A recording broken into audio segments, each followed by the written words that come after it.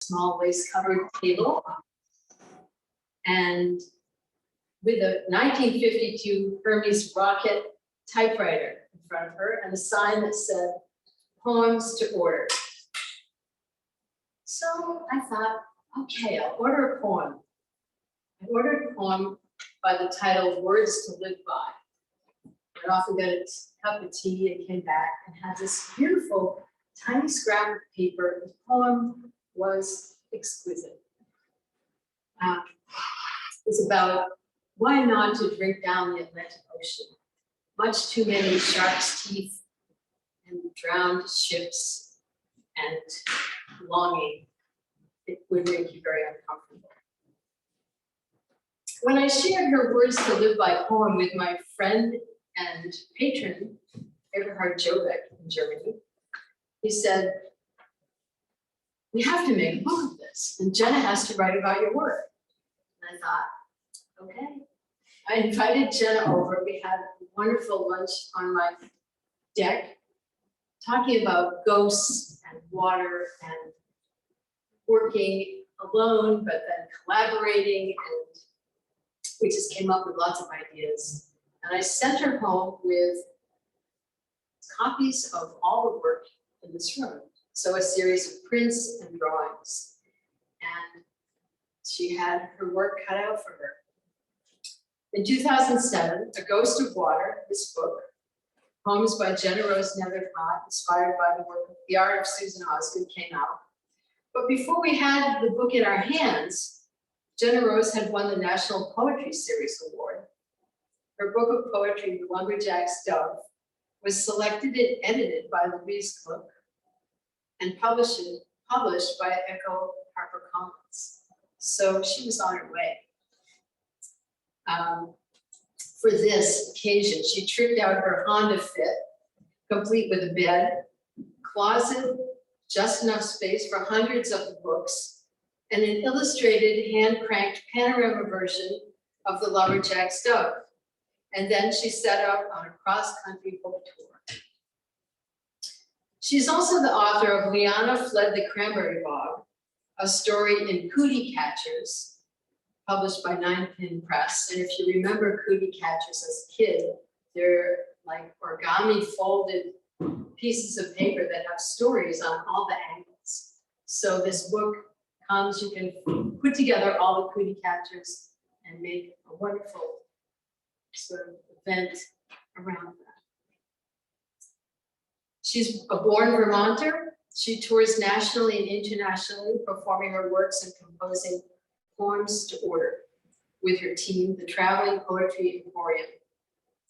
She has a first novel and short story collection, soon to be published by Knopf Vintage. Please join me in welcoming GennaRose Nethercott.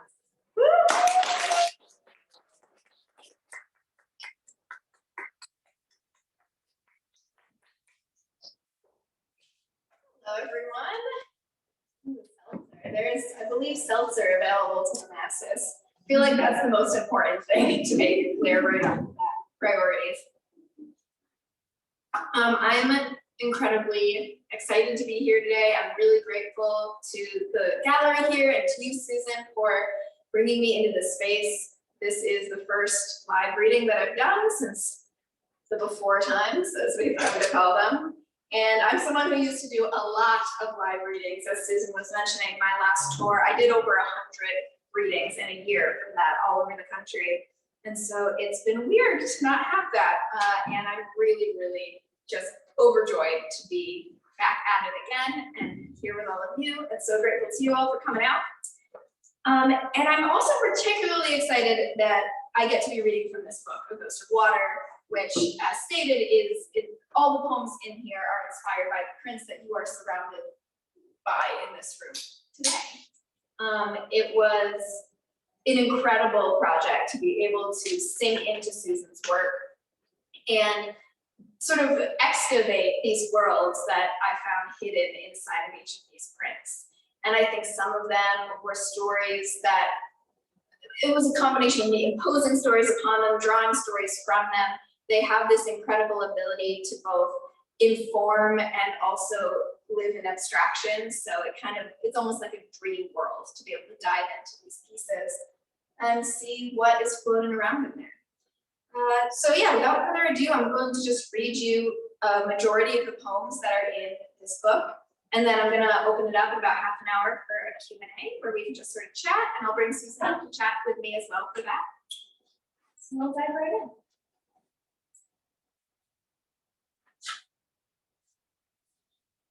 I am mapping all the known lands. Goes with this print. It's not here. It's not here. Well, maybe I'll skip that one then. Go ahead. All right, I'm mapping all the known lands. A map of ghosts and the things they've touched. A map of how far my sweetheart strays from my body. A map of landmarks that were taken by the drought. A map of the drought. A map of the favors I will not ask for. A map that reroutes when looked at. A map in the bottom of a well. A map of time. A map of capillaries or interstates or both. A map that only the drowned can read. A map on the palm to tell the future. A map I drew while blindfolded. A map I drew while drunk. A map of forgetfulness. A map that leads back to the start. I just want to read the first paragraph from the introduction to this book. Throughout our time working together on this, we sort of explored a number of set themes that both appeared in the prints and also I was sort of dreaming up in the poems. One of these, of course, being maps. Many of these prints are maps or forms of maps. So we were asking, what is a map? What does a map do for us? What does a map mean? I wrote in the introduction, a map tells a selected truth, a curated truth. Map makers choose which landmarks to include, and in turn, which to leave out. And that which is left out becomes forgotten or ignored. That which becomes forgotten or ignored and quickly vanishes from the community consciousness. What a map includes is finite. What a map excludes is infinite, limitless. There's no endpoint to the things we allow to be forgotten, to the gaps in our memory. Thus is this missing information, this unsaid and undocumented, which comprises the bulk of every story. So all the poems in this book are sort of exploring that idea, that the idea of the lost or the left out or the missing, as well as this idea of ghosts. What is a ghost? Can water be a ghost? Is there a world in which there is no water?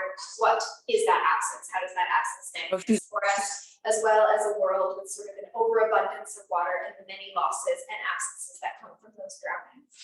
So we kind of switch back and forth in and out of those two extreme versions of the world. I'll start with this poem called The First Map, aptly beginning this reading. And that goes with, I don't know, it goes with this. I'll just hold That that is there it is. off the There record, it is. yeah. Well, for those on Zoom, it's this one. The first map. To knock my 12 cups over. Once upon a time, the people saw mountains and wilderness and caverns and riverbeds, and the people shook, shook, shook, down to their skeletons, and their skeletons shook, crying out, "Oh, this land is too great. This land is larger than our bones and our flesh and our mouths can fathom, too large for our eyes, too wide for our hands."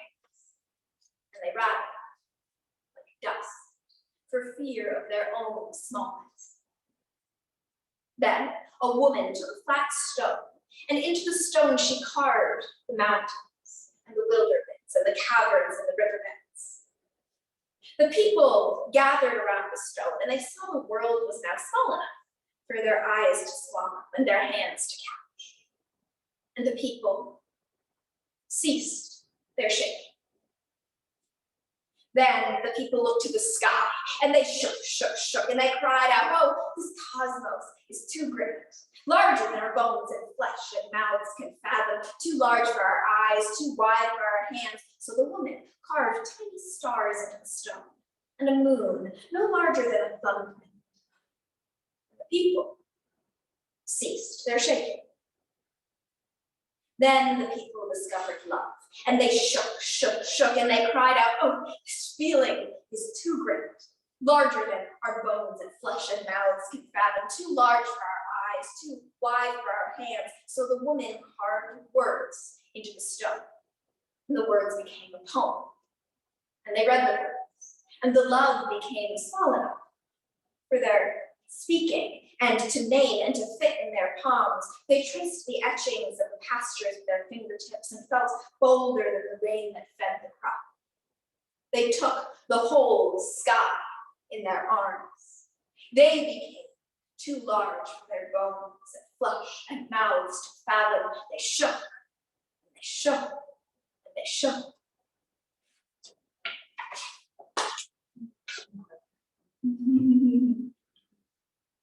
Thanks, Mom.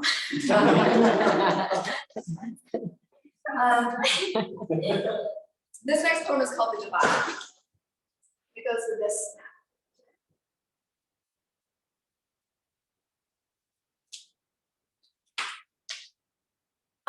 So one interest of mine that is worth noting is I really like obscure means of divination. It is very worth noting that this particular obscure means of divination cited in this poem is not one I particularly participate in. I don't participate in it at all, which is hairspicy. That involves taking a live animal, cutting it open, dumping its guts on a table, and then reading them to tell the future. So it's an area of intrigue, but not active participation. No hairs were skinned in the making of this poem. This is The Divide. I watched my sister skin a winter hair, blade sliding from navel to chin, hide tugged off in 3 firm yanks. I've heard of girls in the city who never watched the ghost fall out of the hammer.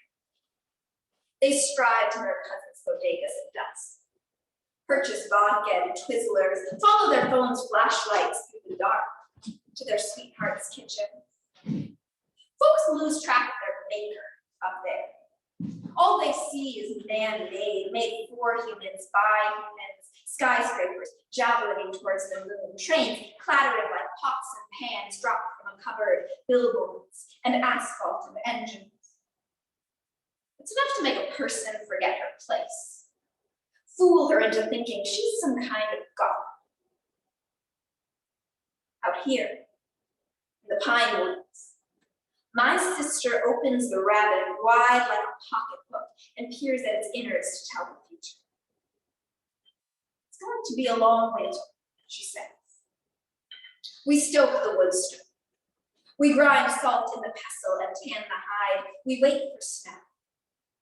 The trees are taller and older than any of us. Time moves slow enough for our bones to follow. The land would swallow us, if we let it. Is it possible to get a little Robbie device to be a success in this world that we live in? Is that the official term? Yeah, that's the legal, that's the Latin books for that. Like a little, more books. There we go. You know what? Here we go. Let's just grab 12 more of these books. And then I can do this, and then I can use my hands to just stimulate wildly, which we all know makes for good poetry. Jesus Christ. Maybe this is a disaster. Well, I'll just put it here and it'll be higher up. We're all improvising here, you know? We haven't been in the world for a while. Speaking of the royal we now, so that's a good sign. It might only be urban legend. And a number of the poems in this book take place, as I mentioned, in this sort of waterless dystopian future. where there's this entity called the rust bed. And I imagine this kind of Americana where everything's dried up and it just leaves these red, rust-colored wastelands that people have to navigate. So it goes with this print, which is there. It might only be urgent. It might only be an urban legend. Before the drought, water covered great swaths of land. No rust beds, no H2O pills. Wet, so real, you could lie in it. Silver spigots never ran dry. All you had to do was turn a knob, it poured out clear. No tar or weevils to strain for cheesecloth. No need for boiling. Folks would drain gallons and stand under it just to make their skin smell sweet. Mostly people drank water, but sometimes water drank people. Men went off in boats and didn't come back. Water fell from the sky, gulped down whole houses.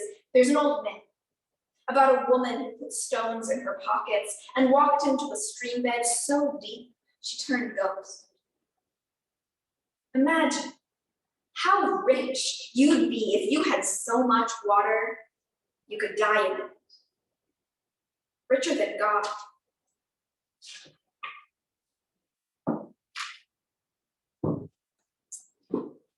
Mary Shelley learns her husband, Percy Shelley, has drowned at sea.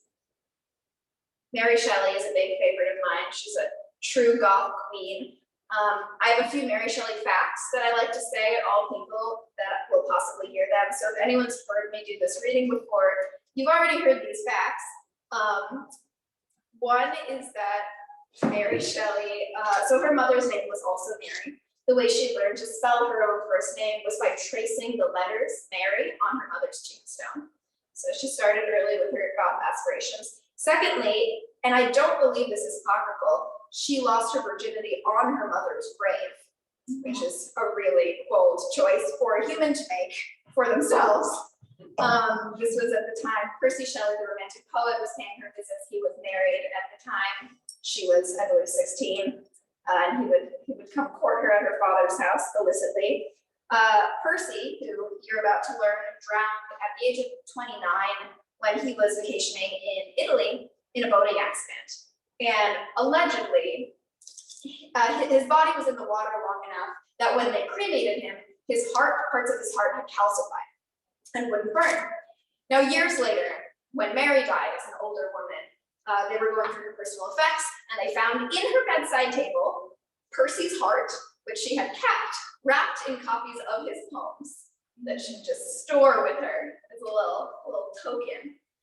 So she's a real personal hero of mine. I hope to one day collect many of my lover's calcified hearts in my home. Yeah, let's put them on top here. I think maybe make it higher. Great. Yeah, so we have all these books, everyone. They are for sale for your money, if that appeals to anybody. Mary Shelley learns her husband, Percy Shelley, has drowned at sea. And for those who don't know, which I hope there are none of you, Mary Shelley wrote Frankenstein. She invented the sci-fi genre as a teenager, which is pretty baller. She imagines white mountains of foam, sees the lamp of his body shattering against jagged waves in the storm near Viareggio. Water is a different kind of monster. Nothing like the one she birthed that famous summer in Geneva. Her monster was spooked by flame.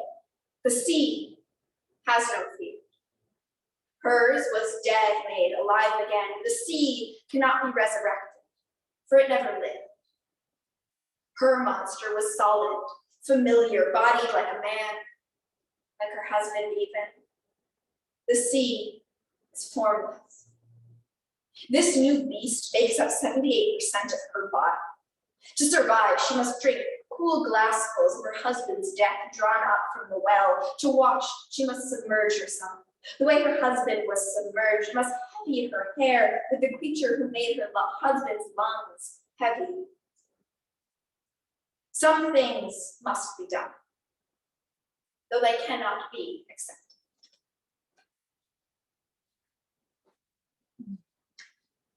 Swimming lessons.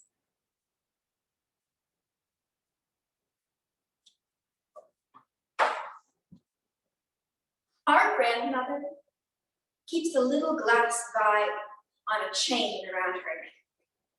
She never takes it, not even at church. Says the stuff in there is a bigger God than God. Mom says don't listen. But it's hard not to listen to blasphemy that good. Mama says grandmother and I share a sweet tooth for sinning. I ask her what sinning means, and she says, it's wanting what you can't have. At night, grandmother sits on the back porch and watches the spotlights cut the red sky. The rust beds are red too, like big dark mirrors. Used to be, she says. The sky was black, full of pinpricks where you could see right through to the light on the other side. And sometimes, all those pinpricks leaked. Leaked what? I asked. She touched her vial. The contents were liquid and clear. Rain.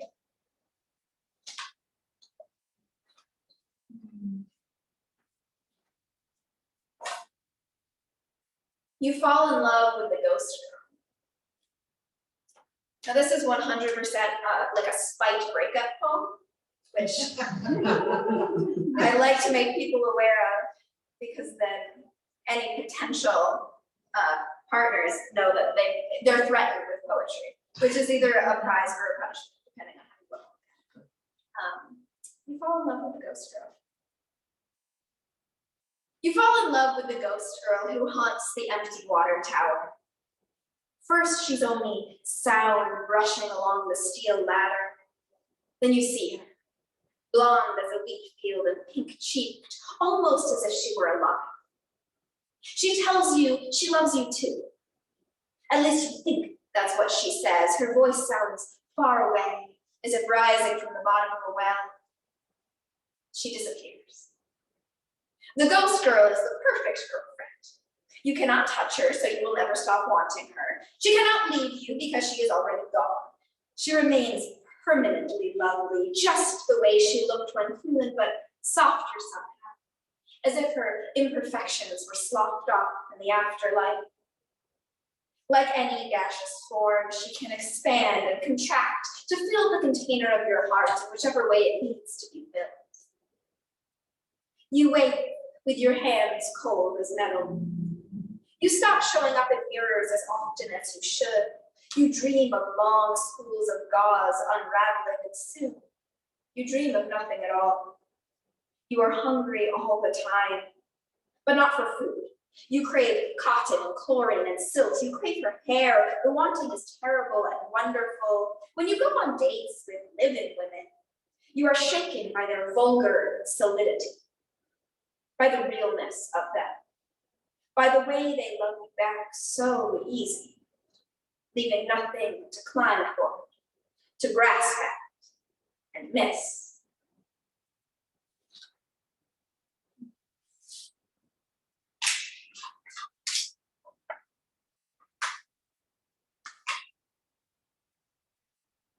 So, as you can see in some of these prints, there's this gauze element. Susan works in this incredible multimedia technique where she's creating these monotypes, these prints, but using a combination of ink and physical objects in the process of making. So like this one over here, for example, you can see that there's actually an imprint, a ghost of this piece of gauze. And as I was looking at these pieces that included these gauze elements, or sort of the absence of gauze where the ink wasn't able to go through, that's how that works, right?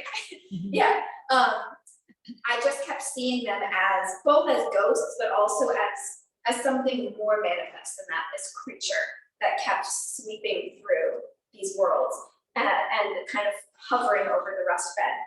So this next poem is about this sort of gauze creature who lives in the world of the rust beds. It's based on this print. It's called Something. It's in the same voice as the little girl whose grandmother has the Bible brain. We put plastic wrap over the windows and stuff the door crack with rubber. Then we watch from inside as the something slithers across the western rust bed. Everyone else is scared, but not me. I love when the something wakes up. We get to skip school and skip church, and I get to spend the whole day in the cool of the root cellar, which is full of spiced peaches in jars. I know Mama would slap me for saying so, but the something is pretty to look at.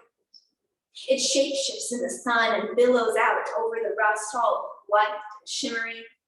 It looks like a wedding dress with no one inside it, or like the bandages on my skinned knee snuck out to go dancing. Even after the something falls back asleep, Mama doesn't let me go near the rust bed for a whole week. If you think you're thirsty now, she says, just imagine how thirsty you'll be if the something touches you and dries you up. You'd be a nice little sip for that something, I'll tell you. I watch the rust bed from the porch. When I squint, I can see the something sleeping about a mile off. It ripples, a strange, cool, reflecting sky. It wisps in the breeze like it's made of thread or hair or maybe smoke. Around it, the dark ground stretches on and on.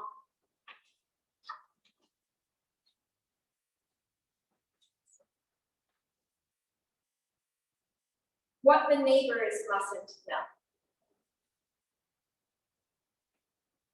1, I prayed for the water to leave. Drown a goat in the bay where the laurel and juniper hung around its throat. It prayed until it didn't. I thought this would bring me back. One body for another. 2, it's my fault that no rain rattles our roofs like babies shook up in a tin can. There are whale skeletons draped across the rust beds like string-snipped marionettes. Even the gulls won't touch down. 3, I would drink a great blue whale for you and the whale's shadow. I would drink a fleet of battleships, drink corn and driftwood. But I'm not stupid. Drinking salt water only makes a person thirsty. 4, if you come back, we will tell the neighbors you were away in Charleston to see your brother. We'll let that be the truth now. The truth is whatever people are willing to believe. 5,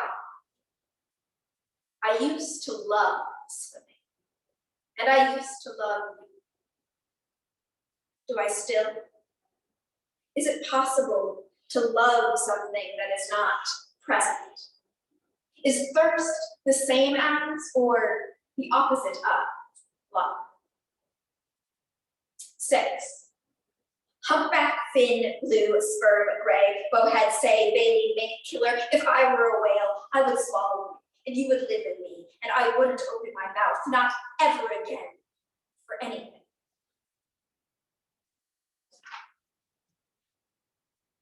How are we doing out there, Jams? Great. Cool. I've got a few more poems. How are we on time? What's the time right now? Okay, great. So I'll read just a couple more, and then I'll open it up for some questions. If that sounds good to everyone. Actually, you know, maybe I'll just read one more. Should read the back.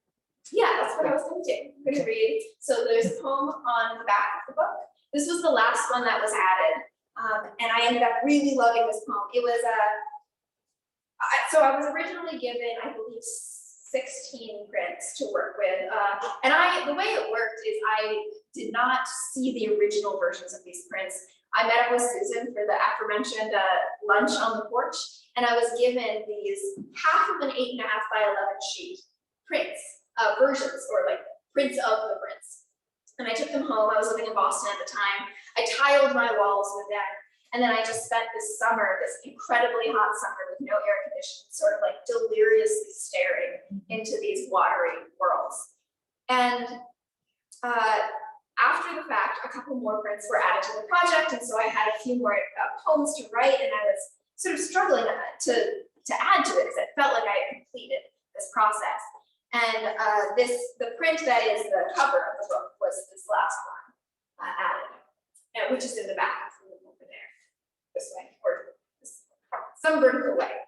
And I think that's the same. It is. Yeah. And I wasn't sure what to write about it, and then I received a card in the mail from Susan in which she talked about an old legend of the Connecticut River, which is the river that we live beside, or was the West River, where they converge, where the West River and the Connecticut River meet, that allegedly at one time it was so bountiful with salmon that you could walk across the river on top of the salmon's backs from one shore to another. I was like, well, great, there's my poem. Thanks for doing the work for me, Susan. And I wrote this last piece based on that old story. It's called My Sister Teaches Me to Walk on Water. First, we catch an eel, snap it stiff, dangle it over the current like a gauntlet. The salmon come hungry. Froth the river silver, so many the stream bed turns half solid with scales. I learned to keep my eyes open, no matter how bright the thrashing. To step quick, to go barefoot across the fish, atop the water. When we die, my sister said, this is where we'll come. Every salmon had a human name once. Had a mama like ours who baked bread on Saturdays, had someone who loved them. Everybody knows only the loved become ghosts. There is always a surplus or a lack of water, tempest or thirst, a vessel sunk at sea or a farmer's field withered dry. The sky is a poor measure, never gets it quite right. In times of drought, I do not know where the dead go. I turn a spigot and dust flows out. I visit the hollow riverbed and recall those silvery bodies, waxed and writhing, our arms outstretched for balance, the pools on the pinks of our feet, the careful steps we take across all of our lost beloveds as we make our way to the other shore. Thank you very much.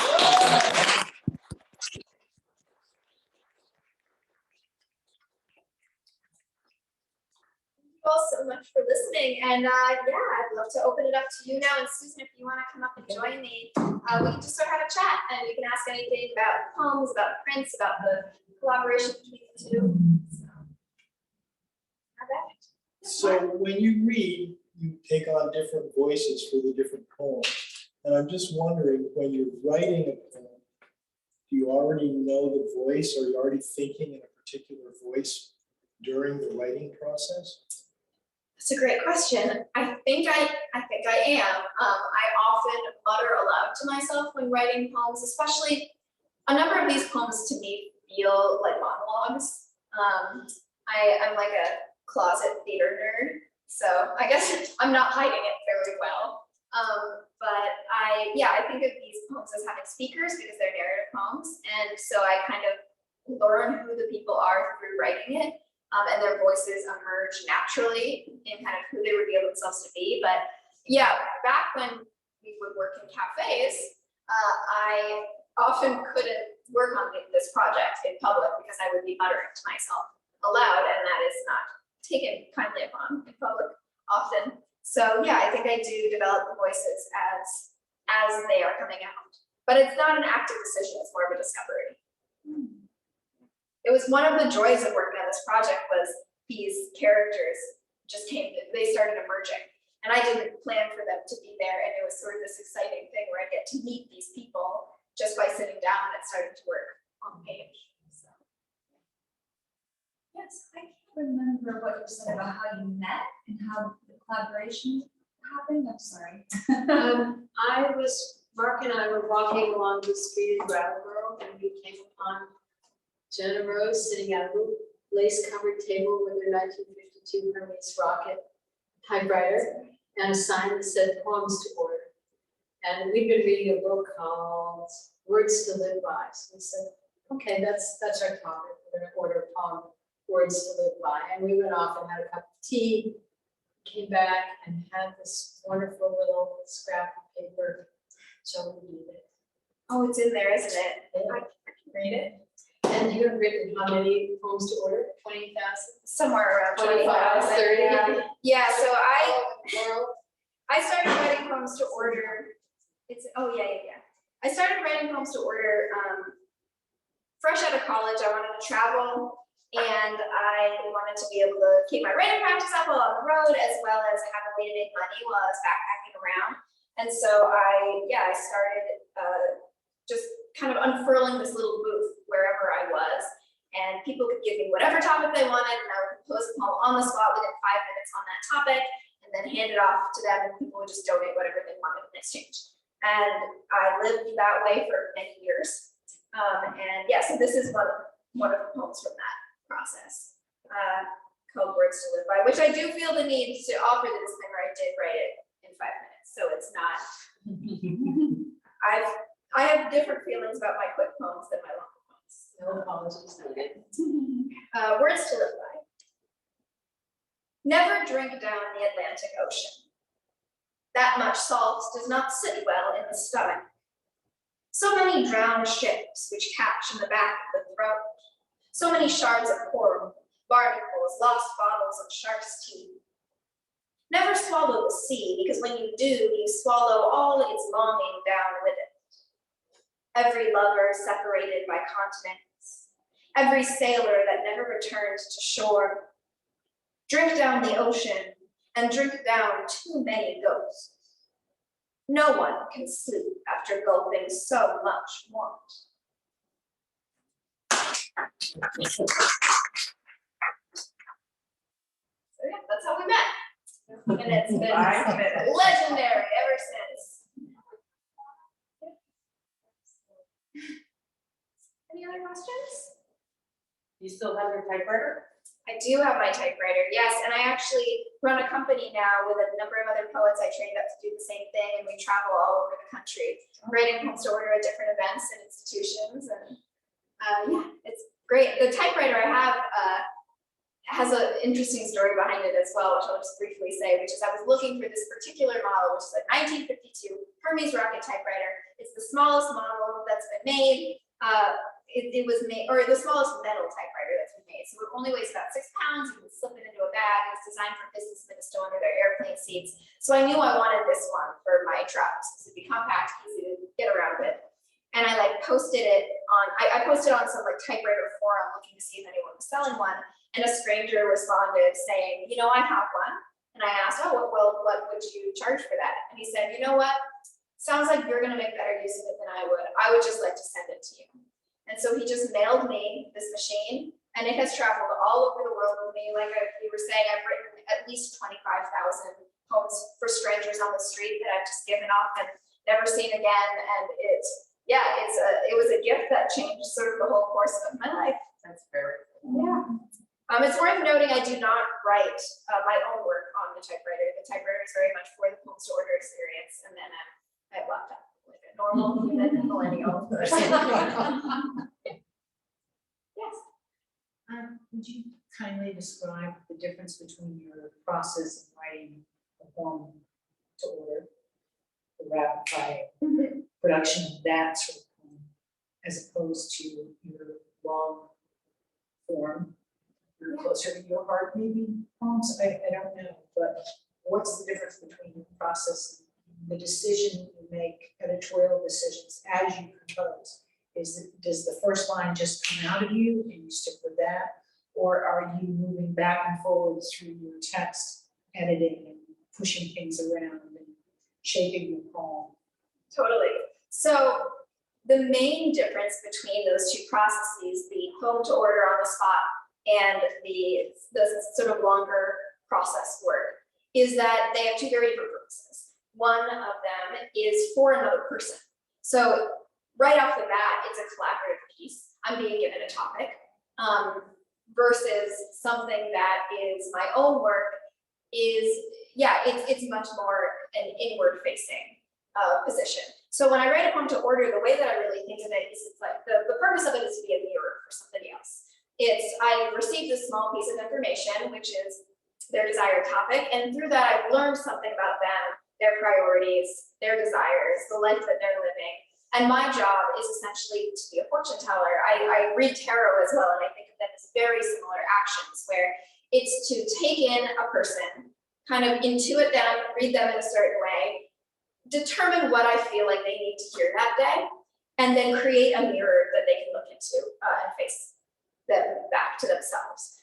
Using a lexicon of archetypes that are both general enough for them to connect to automatically, but specific enough that it feels like it belongs to them. So that's very much where my process starts from. And with a poem to order, there is no end. I just, because I write it on the typewriter, I write it quick and I hand it off. So for example, if someone, name a topic, and I'll show you my process.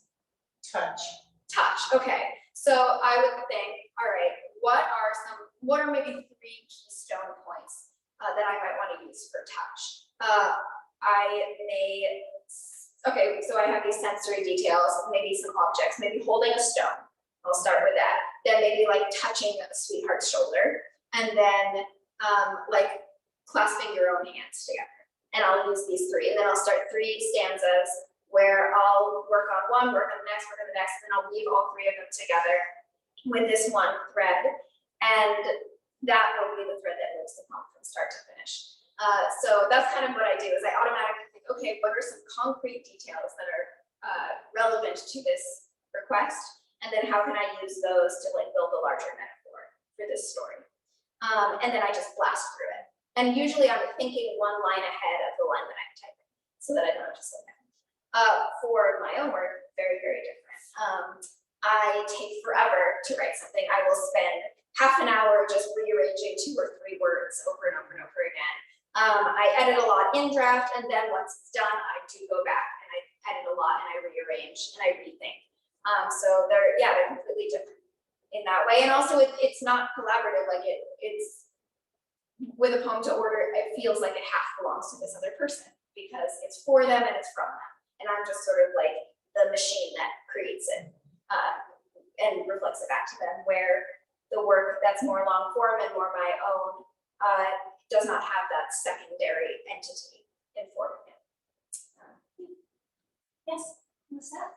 In a way, the idea about the collaboration, did you sort of explain to her your feelings about your work in terms of water and ghosts and things like that, and then you kind of take that? Is that the idea? Well, I'll say that each of these series has a whole driving force behind it and story, and so I explain those things. Like, for example, these works are called Red Sea, and I titled them afterwards, but I started with a few tubes of pigment at a residency up in northern Vermont and had a week to work and got working, and someone said, oh, why don't you use gauze? So I started to use gauze, and it was this flat piece of gauze, and there was the second one there, first one. And then as I went along, it frayed, and I had threads everywhere, and they became very mechanical and almost like they were flowing through water. And then I was working in the diptych form, so it makes it even more of a challenge, starting with one half and then deciding what's going to go with this other half. And so then I thought, Red Sea.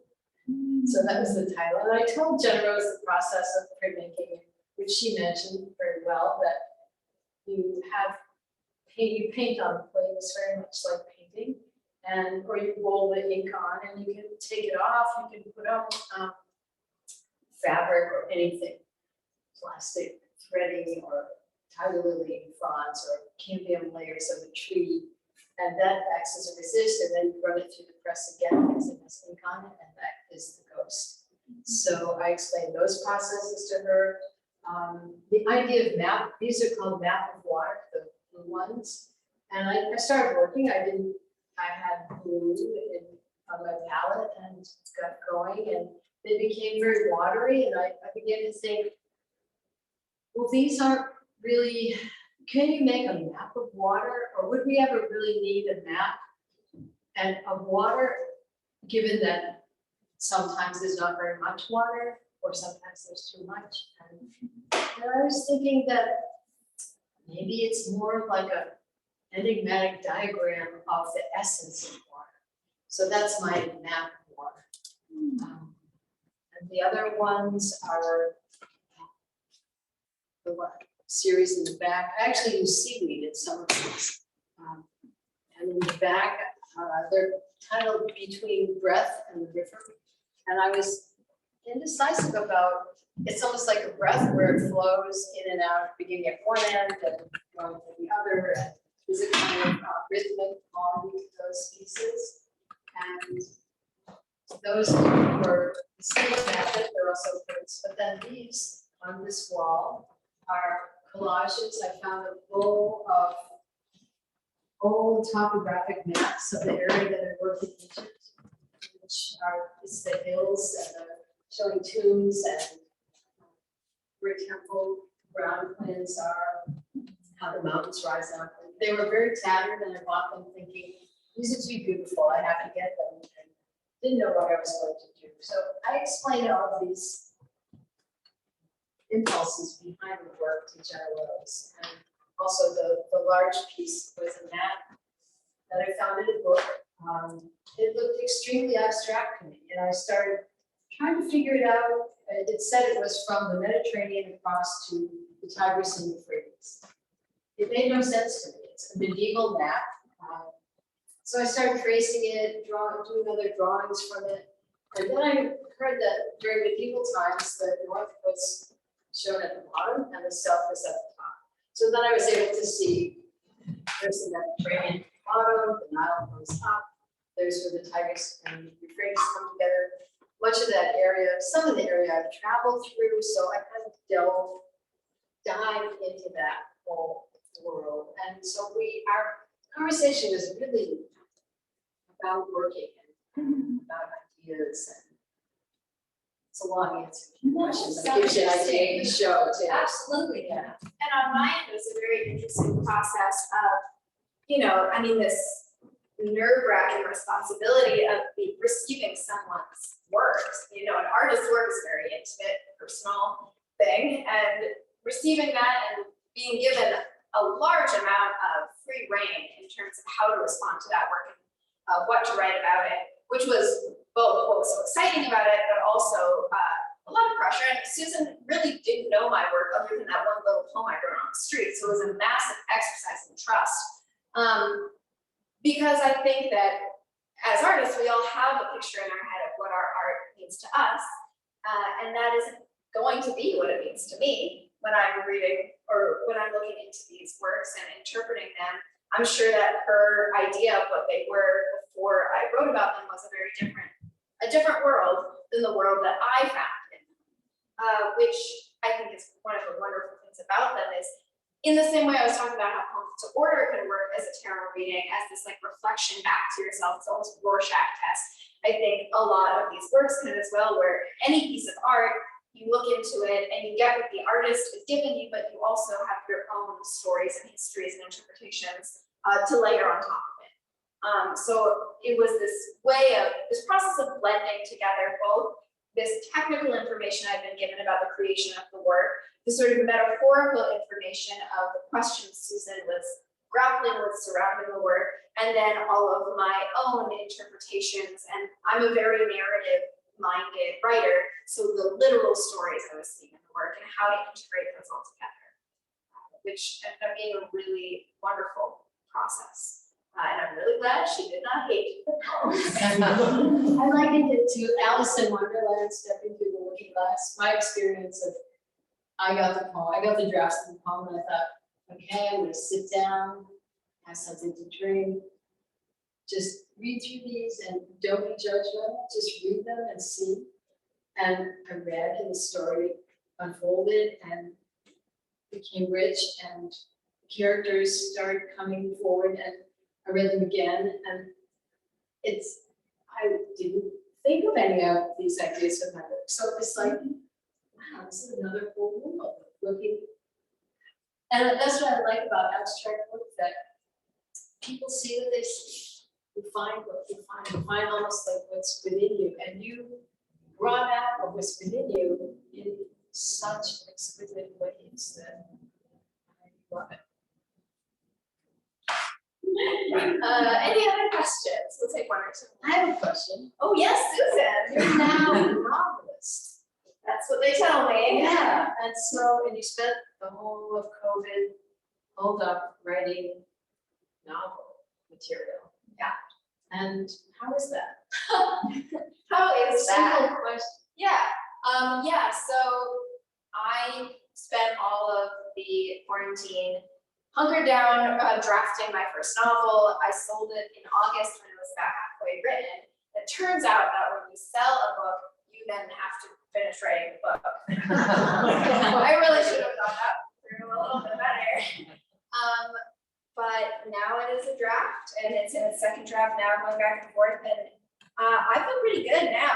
I did not always feel good about that whole situation, but yeah, for me, what's really exciting is that the work that the literary work that always influenced me the most, and I was always the most excited by, was fiction, specifically like magical realist fiction writers like Kelly Link, and Angela Carter, Amy Bender, Helena Yemi, Karen Russell, Ray Bradbury, these writers who are sort of taking the reality and then turning the volume knob up to heighten it into this magical level.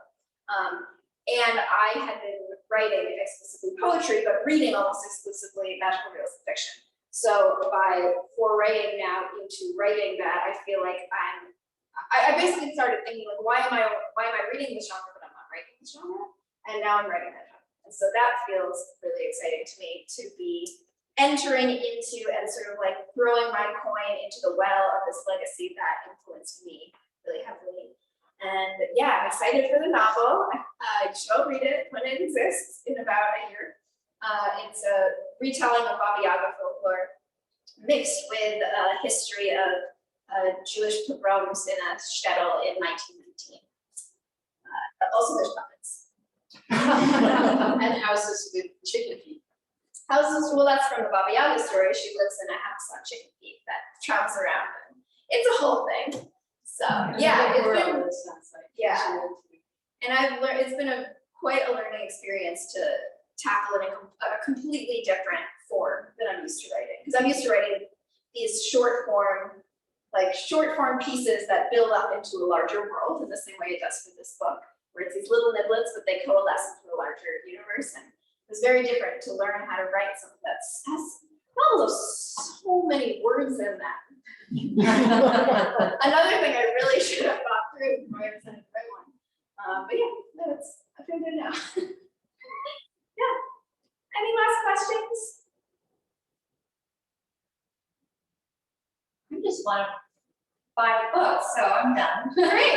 Well, in that case, let's get to it. Yeah. Thank you all again for coming out. Yes, This thank you was so much.